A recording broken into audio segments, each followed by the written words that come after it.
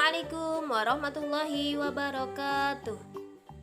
Bagaimana kabarnya anak-anakku yang soleh-soleha? Sehat semua ya. Semoga selalu sehat dan dilindungi oleh Allah. Berjumpa lagi dengan Ibu Siti Hoiriah. Hari ini Ibu akan belajar tentang fikih ya anak-anak ya.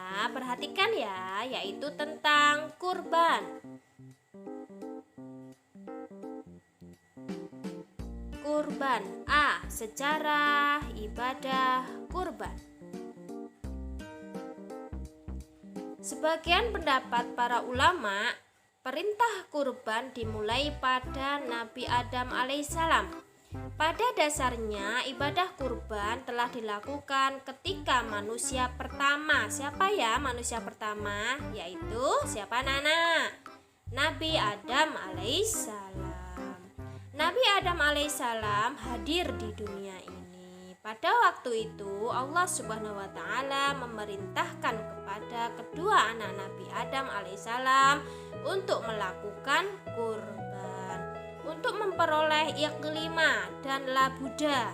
Kemudian Habil dan Kabil diperintah untuk berkurban. Selanjutnya yakni Habil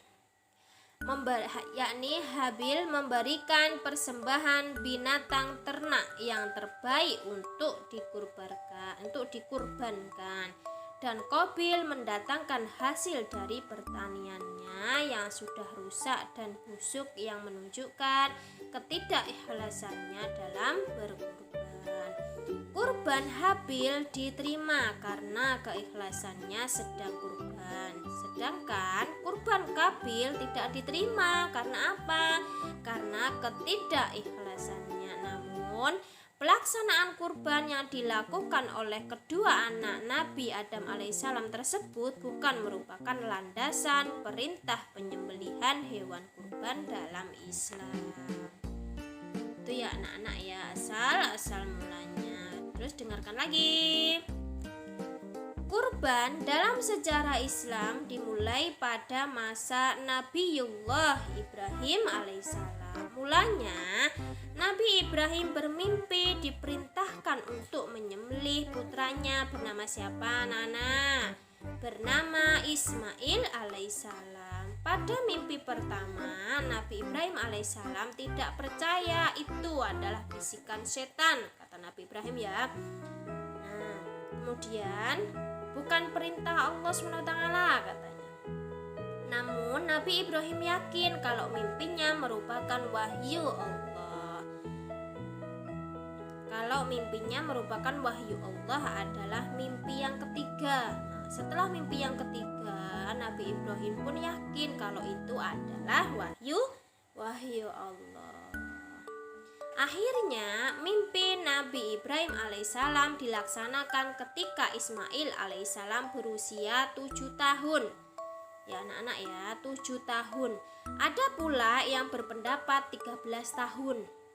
Tepat pada tanggal 10 Zulhijjah Ismail alaihissalam disembelih. Namun karena ketaatan dan ketakwaan Nabi Ibrahim dan putranya Ismail, maka Allah memberi rahmat dan kasih sayangnya kepada beliau berdua. Ketika penyembelihan dilaksanakan oleh Nabi Ibrahim dengan izin Allah, Ismail alaihissalam diganti oleh Allah dengan seekor domba. Anak-anak ya. Selanjutnya, alhamdulillah, segala puji milik Allah Subhanahu wa ta'ala. Sejarah inilah yang diambil untuk dasar ibadah kurban yang dilakukan umat Islam seluruh dunia. Untuk lebih jelasnya, mari kita semua belajar membaca, memahami, mengamati, menanya, mencoba, menjawab, dan berlatih agar kita mudah dalam belajar sendiri maupun bersama. B. Pengertian ibadah kurban. Apa sih itu pengertian ibadah kurban? Dengarkan ya. 1. Menurut bahasa. Menurut bahasa, kurban berasal dari bahasa Arab koruba yaqrubu kurbana, yang artinya dekat, mendekat hampiri. Nomor 2, menurut istilah, kurban adalah beribadah kepada Allah Subhanahu wa taala dengan cara menyembelih binatang kurban dengan tujuan mendekatkan diri kepada Allah Subhanahu wa taala. Dari pengertian di atas, perintah ibadah kurban berdasar atas diperintahkannya Nabi Ibrahim alaihissalam untuk berkurban. Allah Subhanahu wa taala telah memerintahkan Nabi Ibrahim alaihissalam untuk menyembelih anaknya, yaitu Nabi Ismail alaihissalam. Dengan kepasrahan dan keikhlasan luar biasa yang ditunjukkan Nabi Ibrahim alaihissalam kepada Allah Subhanahu wa taala, ia merelakan putranya tercintanya untuk dikurbankan demi membuktikan ketaatannya yang ingin selalu dekat kepada Allah Subhanahu wa taala. Kurban adalah segala sesuatu yang digunakan untuk mendekatkan diri kepada Allah, baik berupa hewan, sembelihan maupun yang lainnya. Kurban dalam kurung udhiyah adalah penyembelih binatang kurban dengan tujuan ibadah kepada Allah pada hari raya Idul Adha tanggal 10 dan 3 hari tasyrik 11, 12, 13 Zulhijjah. Itu ya anak-anak ya, pengertian kurban.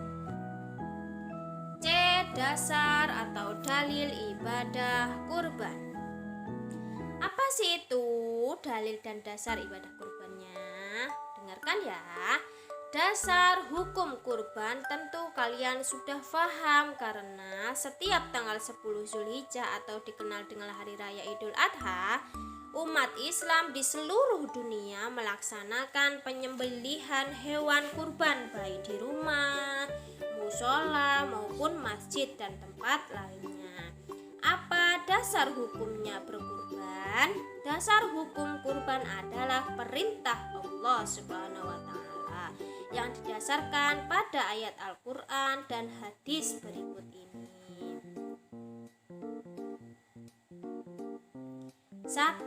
Al-Qur'an. Menurut Al-Qur'an, Allah Subhanahu wa taala berfirman dalam Quran surat Al-Kautsar ayat 2. Bunyinya Bismillahirrahmanirrahim. Fasholli lirabbika wanhar. Artinya, maka dirikanlah sholat karena Tuhanmu dan berkorbanlah. Quran surat Al-Kautsar. Nah, ya. Nomor 2, Al-Hadis. Rasulullah SAW bersabda, Bismillahirrahmanirrahim. Ngan Abi Hurairah radhiyallahu anhu qala Rasulullah sallallahu alaihi wasallam, man kana lahu sa'atan wa lam yudhhi wa fala yaqrabanna musallana. Rawah Ahmad dan Ibnu Majah. Artinya, dari Abu Hurairah radhiyallahu anhu telah berkata Rasulullah Shallallahu Alaihi Wasallam, barang siapa yang mempunyai kemampuan tetapi ia tidak berkurban, maka janganlah ia mendekati tempat sembahyang kami. Ya anak-anak ya, hadis riwayat Ahmad dan Ibnu Majah. Itu tadi anak-anak ya tentang kurban, nanti ada lanjutannya. Anak-anak ya, semoga bermanfaat. Terima kasih. Lanjutannya di video selanjutnya. Semangat. Wassalamualaikum warahmatullahi wabarakatuh.